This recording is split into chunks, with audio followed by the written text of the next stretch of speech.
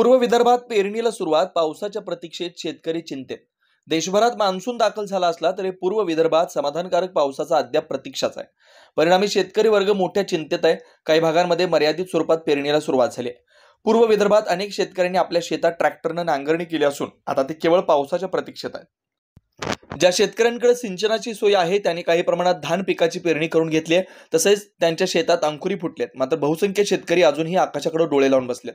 काही ठिकाणी पावसाने अल्पशी हजेरी लावल्यानंतर काहींनी आशेवर पेरणी केली, मात्र पुरेसा व सातत्यपूर्ण पाऊस न झाल्यास उगवलेली पिकं सुद्धा सुकण्याची शक्यता आहे। त्यामुळे शेतकऱ्यांमध्ये मोठी चिंता आहे। देवा, पावसाची कृपा लवकर व्हावी म्हणजे पेरणी वाचेल आणि पीक भरघोस येईल अशी प्रार्थना अनेक शेतकरी करतात।